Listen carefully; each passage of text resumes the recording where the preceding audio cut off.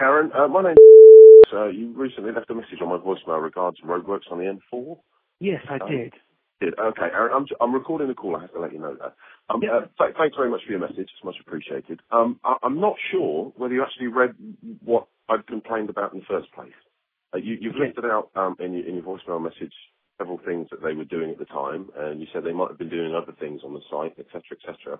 There was nobody doing anything. It was we went through, I guess, probably 3 or 4 miles of roadworks. There were 14 operatives, all of which were doing nothing. So to suggest to me that they might have been doing other things on the site, or that there was work going on to clean the carriageway, or any of that kind of stuff, is just rubbish. You're insulting my intelligence. So were all 14 people just all stood together in a big group on the roadside, or no, were they all separated throughout the work site? There were six in one van, and the rest were scattered around in other trucks and vans, just sat in the front reading papers. Right. Okay. There was nothing happening. So it may have been possibly a bit of break. It seems a bit weird to me that you'd have a break with a van for 6 people and then give all 14 people a break at the same time. That would seem a bit weird. But my guess is they were just swinging the lead. So you're right in that it's right that they should do something to make sure that the public don't get the impression that there was nothing happening. But I'm a little insulted in the fact that when I said that there was nothing happening, you come back to me and say there might have been something happening. Clearly there wasn't. There was nobody doing anything in the whole stretch of roadworks at 2:30 on a Friday afternoon. Okay.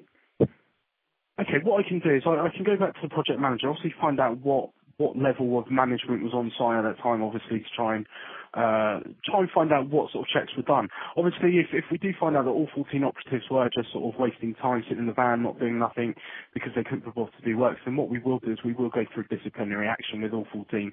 Obviously, if we can get the evidence to suggest that they weren't doing anything, like i.e. sort of the checks that the management do undertake throughout sort of the day during the shifts and things.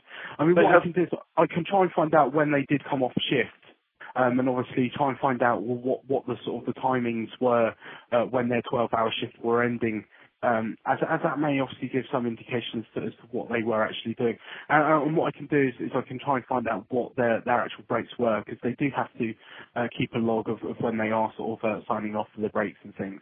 Do they all go for a break at the same time? I don't know, unfortunately. I mean, I'm not the one working out on the road network. It could be a case that because of the type of work they're doing, when the break does come up, all 14 do need to go on a break because of, obviously, depending on which works are being undertaken, you need spotters and buddies and things like that for certain sort of safety reasons. So it could be a case of they completed a work operation, and it was a case of the site foreman said, yeah, now let's go on our break, before we start the next phase of what we're doing that day.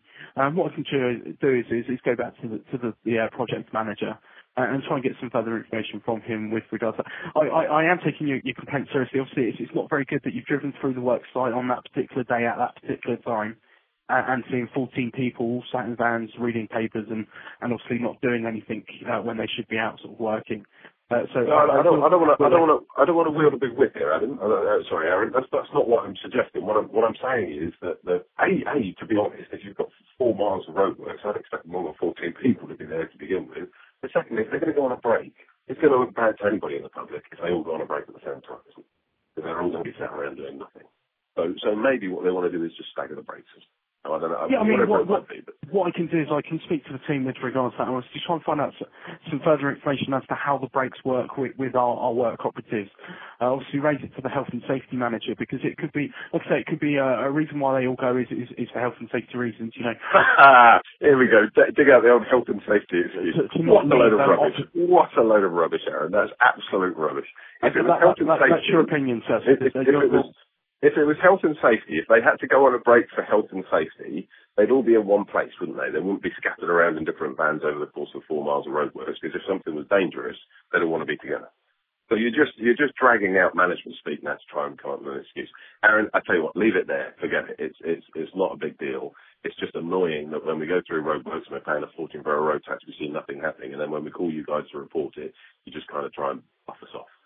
Okay, yeah.